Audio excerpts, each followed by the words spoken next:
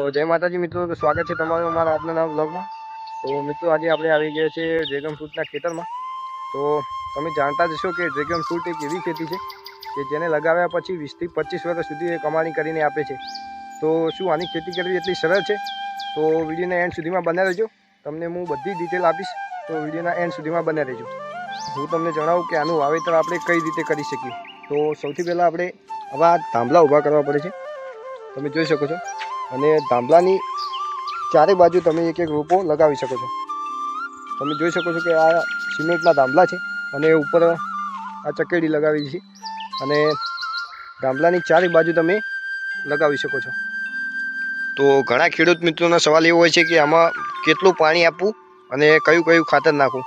તો મિત્રો આપણે આ ખેતી એકદમ ઓર્ગેનિક રીતે કરીએ છીએ।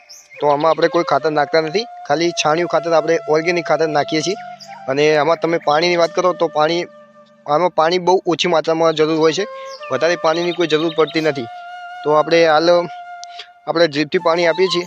તો હાલ આપણે આમાં જે ઘાસ નીકળવાનું ચાલુ હતું તે કારણથી આપણે ડ્રીપ થોડી આડી અવળી પડી છે। તો મિત્રો તમે જોઈ શકો છો કે આ રીતની આપણે ડ્રેગન ફ્રૂટની ખેતી કરી શકાય છે। આ પાકમાં રોગ જીવાતનું જોખમ ઘણું ઓછું છે। તો અને જો વાવેતર કરતી સમયે તમે એક મોટી ભૂલ કરી નાખો તો તમને નુકસાન પણ થઈ શકે છે। તો એ ભૂલ એ છે કે તમે આ રોપા જે લાવો તમે એ સારી જગ્યાએથી લેવા, કેમ કે અમુક જગ્યાએથી તમે રોપા લઈ દો તો એને વાવેતર કરી નાખો પણ એને ફ્રૂટ આવતા નથી। તો રોપા લેતી વખતે બહુ સાવચેતી રાખવી અને સારી જગ્યાએથી રોપા લેવા।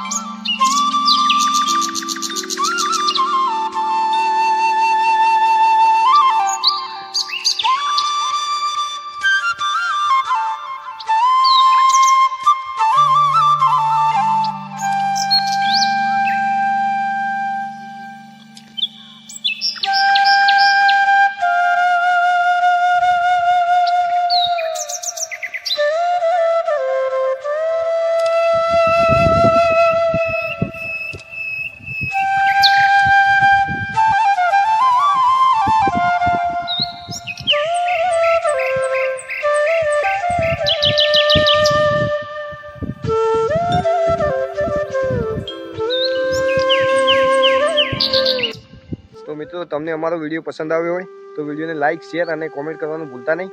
અને અમારી યુટ્યુબ ચેનલને પણ સબસ્ક્રાઈબ કરો। અને હા, તમારી બાજુ પણ ડ્રેગન ફ્રૂટ હોય તો એનો શું ભાવ ચાલે છે એ પણ કોમેન્ટ કરતા રહેજો। જય માતાજી।